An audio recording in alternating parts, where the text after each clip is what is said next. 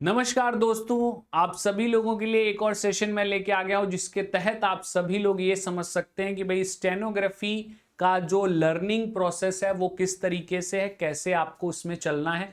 तो आज आपको पूरा लर्निंग प्रोसेस डिफाइन करेंगे। तो सभी लोग भाई जिन्होंने ये सेशन देखा है या जो सेशन देख रहे हैं, सभी मेरे मित्र जो हैं चैनल जरूर सब्सक्राइब कर दीजिएगा। चैनल सब्सक्रिप्शन के मात्र से आप सभी लोगों तक जो प्रॉपर अपडेट्स पहुंचने चाहिए, जो आपके अपकमिंग एग्जाम्स हैं, रिजल्ट्स हैं, नोटिफिकेशंस हैं, सब कुछ आप सभी लोगों को नोटिफाई किया जाता रहेगा। उसके लिए आप अवेयर रहेंगे। तो सभी मेरे मित्र एक बार चैनल जरूर सब्सक्राइब कर दीजिएगा ताकि आप सभी तक लाइव अपडेट्स हमेशा बनी रहें। और आप सभी लोगों को एक चीज और बता दूं कि अगर आप शॉर्ट हैंड बेसिक सीखना चाहते हैं तो ये बुक आप सभी लोगों को शॉर्ट हैंड बेसिक सीखने में बहुत ही ज्यादा हेल्पफुल हो सकती है। इस बुक के माध्यम से आप लोग अपने बेसिक पार्ट को सही तरीके से कवर कर पाएंगे। तो ये बुक आप सभी लोगों को रेफर की जा रही है कि आप सभी लोग इसको परचेज कर लीजिए। और शॉर्ट हैंड के बेसिक में, क्योंकि अब आप सभी लोगों का जो है 2025 स्टेनो भी आएगा और आप लोगों को उसके लिए तैयारी करनी पड़ेगी। तो अगर आप अभी से लग जाएंगे, मेहनत कर लेंगे और बेसिक को सीखना स्टार्ट कर देंगे, तब आप डिक्टेशन तक अच्छा वर्क कर पाएंगे और जो शॉर्ट हैंड का डिक्टेशन होगा उसमें बेस्ट पार्ट दे पाएंगे। तो भाई ये बुक आप सभी लोगों के लिए बहुत हेल्पफुल होने वाली है। कम से कम समय में ज्यादा से ज्यादा चीजें ये सिखा के जाने वाली है। तो नेक्स्ट इसके बाद इसमें बात करते हैं कि भाई स्टेनोग्राफी का लर्निंग प्रोसेस क्या होगा, किस लर्निंग प्रोसेस के थ्रू आप जो है स्टेनोग्राफी सीखेंगे, क्या इसके तहत चीजें होंगी, इन सभी चीजों के बारे में हम लोग बात करते हैं। तो भाई देखिए, स्टेनोग्राफी के अगर हम लर्निंग प्रोसेस के बारे में बात करें तो यहाँ पे 2 फेजेस में प्रिपरेशन होती है। स्टेनोग्राफी की जो प्रिपरेशन होती है वो डिवाइडेड है 2 फेजेस के अंदर। इन फर्स्ट फेज में आप सभी लोगों को क्या सीखना पड़ता है, तो फर्स्ट फेज में आप सभी लोगों को शॉर्ट हैंड बेसिक सीखना पड़ता है। सबसे पहले जो शॉर्ट हैंड के बेसिक रूल्स होते हैं, बेसिक कंसेप्ट्स होते हैं, वो सभी आप सभी लोगों को सीखने पड़ते हैं। तो फेज 1 आपका ये होता है। इसी के लिए मैंने ये बुक आप सभी लोगों को रेफर करी है कि जो फर्स्ट फेज है वो आपका इस बुक के द्वारा कंप्लीट हो जाएगा। हमारे सेशंस तो आप सभी लोगों को पेड भी मिल जाएंगे, वाईटी पे भी मिल जाएंगे, लेकिन प्रैक्टिस करने के लिए आपको कुछ ना कुछ चाहिए होगा। बिना प्रैक्टिस के आप आगे नहीं बढ़ सकते। तो भाई प्रैक्टिस करने के लिए ये जो बुक है ये आपकी काफी हेल्पफुल हो सकती है, आपके लिए काफी ज्यादा इंपॉर्टेंट हो सकती है, क्योंकि प्रैक्टिस पार्ट बहुत इंपॉर्टेंट है शॉर्ट हैंड के अंदर। अगर आपने सोचा कि भाई बस थ्योरी पार्ट पढ़ लें, तो ऐसा पॉसिबल नहीं हो सकता है।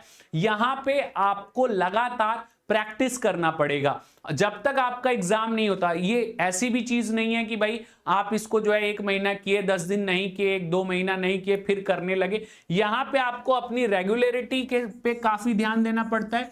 आपको रेगुलर रहना पड़ेगा, क्लासेस डेली लेनी पड़ेंगी, प्रैक्टिस रेगुलर करना पड़ेगा, तभी आप इसके रिजल्ट्स को पा पाएंगे। तो आप सभी लोगों के लिए बुक मैंने देखी जिसमें कि आप फेज 1 आप इसमें कंप्लीट कर सकते हैं। फेज 1 की क्लासेस भी हैं, आपको पेड क्लासेस भी मिल जाएंगे, लाइव हमारी वाईटी पे भी चलती है वो भी मिल जाएगी।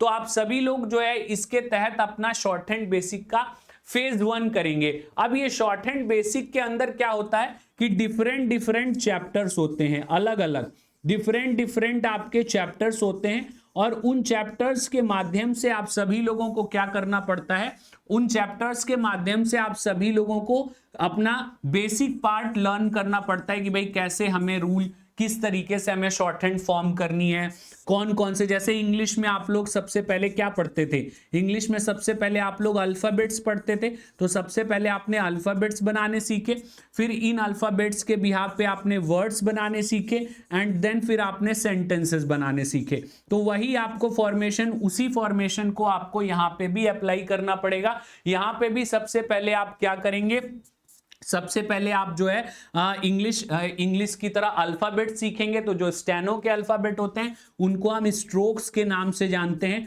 तो सबसे पहले आप स्ट्रोक्स बनाना सीखेंगे, फिर इन स्ट्रोक्स से किस तरीके से आपको वर्ड्स बनाना है इसके बारे में पढ़ेंगे, फिर इनसे कैसे सेंटेंस बनाना है इसके बारे में पढ़ेंगे। तो आपका जो बेसिक फेज होता है उसके अंदर ये सारी चीजें इंक्लूडेड होती हैं कि कैसे आपको एक स्मॉलेस्ट वर्ड से लेके एक बहुत बड़ा वर्ड जो कि इंग्लिश में लिखा जाता है उसको स्टेनो में आप किस तरीके से ड्रॉ कर सकते हैं। ये सारी कुछ चीजें यहां पे आपको मेंशन मिल जाएंगी, यहां पे आप सभी लोगों को पता चल जाएंगी। तो आप सभी लोग सबसे पहले क्या करेंगे, इन चीजों को सही तरीके से एक बार समझ लेंगे, पढ़ लेंगे, इनका रिवीजन कर लेंगे। फिर इसके बाद आप आ जाएंगे अपने सेकेंड फेज पे। जो आपका सेकेंड फेज होता है वो आपका फेज होता है डिक्टेशन का।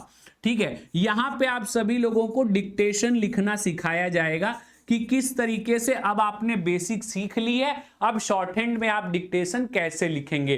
तो ये जो सेकेंड फेज होगा इसके अंदर सबसे पहले आपको सीन डिक्टेशन से स्टार्ट किया जाएगा कि किस तरीके से आप प्रैक्टिस करके डिक्टेशन लिखेंगे। मतलब मैंने आपको आज एक 800 वर्ड का एक मैटर दिया, मैटर का मतलब डिक्टेशन ही हो गया, एक 800 वर्ड का डिक्टेशन दिया और मैंने बोला इसको आपको क्या करना है, पहले प्रैक्टिस करना है कि भाई इसमें कौन कौन सी आपकी जो है कि कौन कौन से वर्ड्स हैं, कौन कैसे बन रहे हैं, सब कुछ आप पहले एक बार प्रैक्टिस करके आओगे।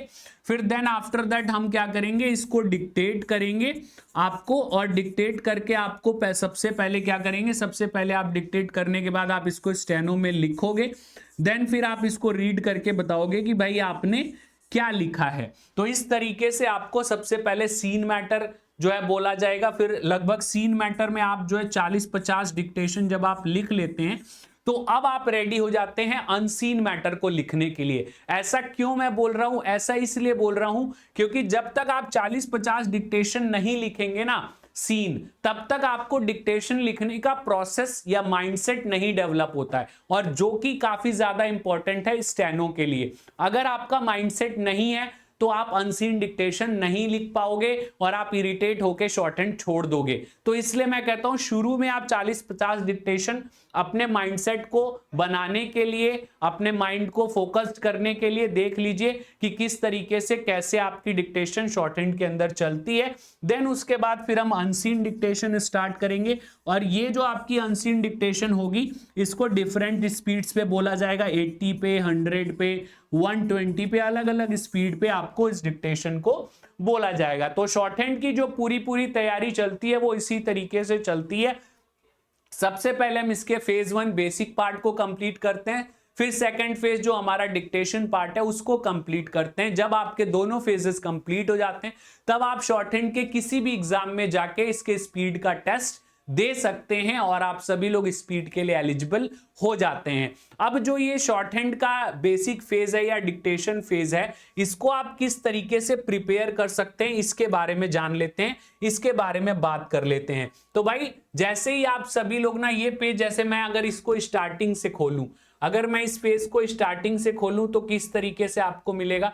तो यहां पे अगर हम जो है एक न्यू टैब में चले जाते हैं, यहां पे अगर हम अड्डा 24/7, जैसे फर्स्ट पॉइंट आपको विजिबल हो रहा होगा, अगर आप यहां पे अड्डा 24/7 क्लिक कर देते हो, यहां से ओपन कर लेते हैं, ऑल कोर्सेज में आप चले जाते हैं एसएससी के अंदर, और एसएससी के अंदर आपका सेक्शन जो है ऑल कोर्सेज में एसएससी आ जाता है। एसएससी के अंदर फिर आपका ये स्टेनोग्राफर का सेक्शन आ जाता है। जैसे ही आप स्टेनोग्राफर के सेक्शन के अंदर आएंगे, देखिए यहाँ पे डिक्टेशन बैच भी है, बेसिक बैच भी है, महापैक भी है और स्टेनोग्राफी का कंबाइंड बैच भी है।